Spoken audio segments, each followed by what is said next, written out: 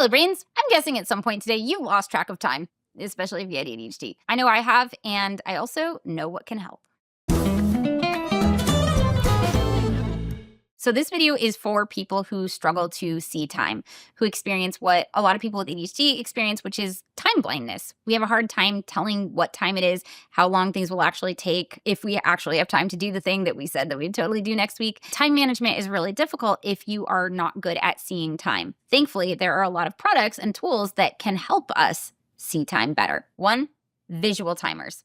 Visual timers like the time timer, which I have a million of these, are amazing because they make time visible. Time does not always feel real to people with ADHD. It can feel very theoretical, especially if we have a soft sense of time. So having a visual timer where you can easily just turn the timer to how long you want to be working on something, and then it will slowly count down and you see the red disappear. I think this product was developed for kids, but it has been so helpful for me and a lot of people with ADHD. I use it a lot of the time with Pomodoros. If I'm doing an in-person Pomodoro or a virtual Pomodoro, which if you don't know what those are, check out our video on that. Just having this where everybody can kind of see how long you have left, right? So you set the timer in a Pomodoro for 25 minutes usually, and then it counts down. These are great because if you have them in the background, if you're doing remote work and you have this in the background, then you can both see the timer counting down. This one's great because you can carry it around from room to room with you. If you're going to be, I don't know, cleaning, you're like, I'm just going to clean for 30 minutes. I'm going to try and hit my whole house and see how quickly I can do it. But they have different variations of them. Other visual timers that are really, really cool. There are cube timers that you flip to one side and then it automatically starts counting down from whatever side that is. So like 5 minutes, 10 minutes, 15 minutes, whatever. You just flip it to the side you want for the amount of minutes you want and it immediately starts counting down. Those are fantastic. The original, I think, visual timer was the hourglass. There's the traditional sand hourglass in different colors, in different times. This is a set that you can buy. You can also get a digital hourglass that you can see the hourglass sand, I guess, falling digitally. The advantage of a digital hourglass is that you can use just one hourglass and set it to different amounts of time, whatever you need. There's this one that goes up to 30 minutes. There's also this one that goes up to 100 minutes and is really cool, but on the pricier side. I'll link to where you can buy those in the description below. I'll put links for everything that I talk about in this video in the description below. If you don't want to spend the money or you don't have the money to spend, you can also go to a website that has a digital hourglass and have a visual timer up that way. But yeah, visual timers for people with ADHD. It takes something that can feel really abstract to us, like time, and makes it visual. You can visually see how much time is left, which makes it more concrete and can be really helpful for our brains. 2, calendars. Calendars are really important for us because they make future time visible. Just like visual timers can make current time visible to us as it's passing, calendars can make next week time feel real, or the week after that, or the week after that. Putting things on our calendar is a way to reserve space for things that are important to us. And it doesn't mean we have to stick to it. We don't necessarily have to do exactly what's on our calendar, but by putting it on our calendar, we are reserving that time. We are making that time feel real. Just like, I don't know, organizational systems in our house make it so that we have space for our stuff. Calendars are making it so we have space for our tasks, I guess. The question is what type of calendar. So that is a really personal choice. There are analog calendars like a wall calendar. This can be really helpful for a lot of people with ADHD to have something on the wall that they can go and look at and write out what they've got going on because visual, right? Like you go, you see the calendar, you see that you've got things booked and you realize like, oh, I don't have as much free time next week or next month as I thought. Wall calendars are also really helpful for if you live with another human and you've got things on the calendar like I'm hosting a dinner party this night. Well, cool. Now whoever else lives with you can see that that's what's planned for that day. If you don't live with anybody, if you don't need the calendar to be visible to anybody but yourself, bullet journals, or this is called the legend planner, are a really great way to do calendars just for yourself personally, so you can keep track of what you've got going on. There are also pocket calendars that are pretty small that you can just tuck in your pocket, so you can easily take it with you. And if somebody's like, hey, do you have time to do this next Tuesday? You can easily open it up, flip through, see yes or no. So analog calendars have advantages. One advantage is because you're actually having to write things out, our memory works a little bit better. So we're more likely to remember that we had a commitment if we wrote it out physically in a calendar. And then, yeah, a wall calendar that other people can see has the advantage of other people can see it too. The disadvantage is it's very hard to sync a physical calendar. Digital calendars, it's a lot easier to move things around. So if you decide, I don't want to do this on Tuesday, I'm going to move it to Thursday, it's really easy to just like click and drag. You don't have to like bother with whiteout, I guess, or a pencil eraser, I guess is what you would do. It's really a personal preference. I know people who like digital. I know people who like analog. I know people who want to use a combination of both. And for a while, that's what I did. I used Google Calendar and I had my bullet journal. But the important thing is if you are using a calendar, that you sync your calendars. For that, I use Skylight. I like Skylight a lot because it gives me the advantage of a wall calendar, but the versatility of using a digital calendar. Skylight actually syncs with pretty much whatever calendar you're using, but I use Google Calendar and Skylight has a two-way sync with Google Calendar, which is great. So I can actually walk over to my Skylight, add it to the physical Skylight, and then that will show up on my Google Calendar. So when I get to work, I will see that that is on my calendar. That automatic syncing is invaluable for me because as much as I would like to pretend that I am the kind of person that can sit down and sync calendars every day, I'm just not. It's just kind of the best of both worlds for me. I love the Skylight for the calendar aspect alone, but it is way more than just a calendar. It is a full family operating system. It's like a family hub. You can manage household chores. I really like adding chores. You can do recurring chores so that they pop up and everybody knows what they're responsible for doing what day, which I feel like is going to be really helpful as my daughter gets older. You can create custom lists for to-dos, groceries, etc. There are also some optional plus features, one of which I'm slightly obsessed with right now, which is meals. There's a full weekly meal planning tab with recipe storage. So it's really quick and easy to say, hey, yeah, Tuesday is tacos, Wednesday is spaghetti or whatever, and store your recipe. Anything that makes it easier for us to get things on our calendar and make sure that we're all on the same page with what's happening when is really, really helpful for people with ADHD. If you'd like to try Skylight, you can save $30 on the 15-inch Skylight calendar with my code JessicaM30, and it's available globally. So a lot of people with ADHD struggle with calendars. I actually have an episode about my own struggle using a calendar way back when. You can check that out here. One is remembering to put things on the calendar, right? It's not just syncing your analog and digital calendars that you have to worry about. It's also getting things out of your brain onto the calendar, and that's an extra step that we don't always do. But another big issue is that we will put things on our calendar not realizing how long things actually take. So not realizing that we need some time to transition between this activity on our calendar and this activity on our calendar, or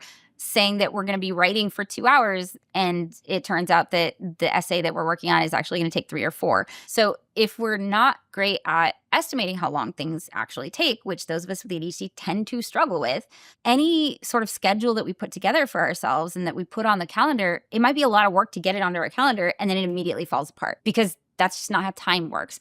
It's how we would like time to work, but it's not how time works. So the next tool is something that can help us learn how time actually works. 3, count up timers.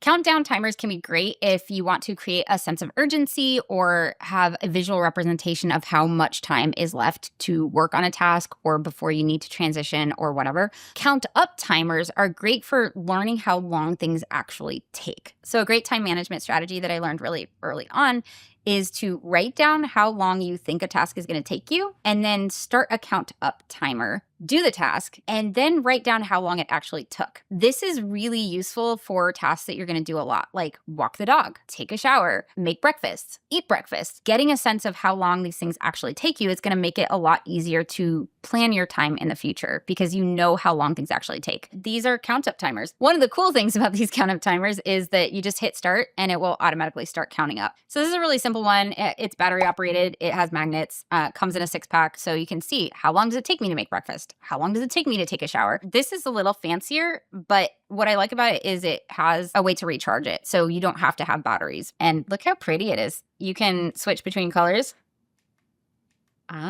Ooh, fancy. You can adjust the brightness. Honestly, things that make our tools more pleasant to use, I think is really valuable because if you don't use the tool, it's not going to help. Also, just like a runner stopwatch, an Apple Watch on your phone. Like there's a lot of different ways to do this. But I really like the idea of having physical ones because A, I won't get distracted by what's on my phone. But B, I will remember to use the strategy because I am looking at a count up timer. You know, out of sight, out of mind when you have ADHD. Now they're in sight, in mind. Speaking of phones being distracting, 4, a way to tell time that is not your phone, like a clock. Especially like a non-ticking clock can be really helpful for people with ADHD so we don't get distracted by the ticking. This one doesn't tick, but it's because there are no batteries in it because a functional clock would make it very hard to edit because you would see the hands move around all of the time. Linear clocks, this is like a super artistic clock, but It's practical in the sense that you can see time move throughout the day instead of like in a circle. It's linear, which I find a lot easier to tell, like how my time is moving. Google Calendar, like the line goes throughout my day. Like I just think that's really cool.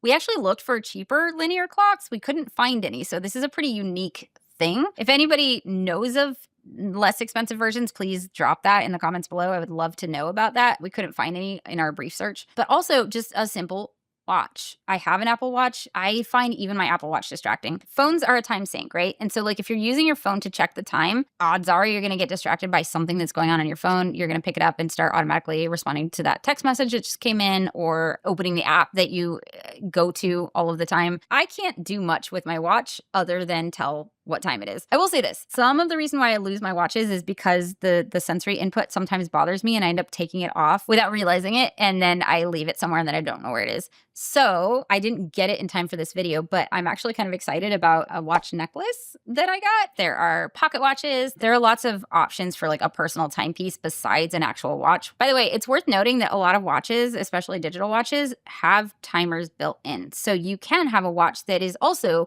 a countdown timer, that is also a count up timer. I like having my tools separate personally. This is just a watch.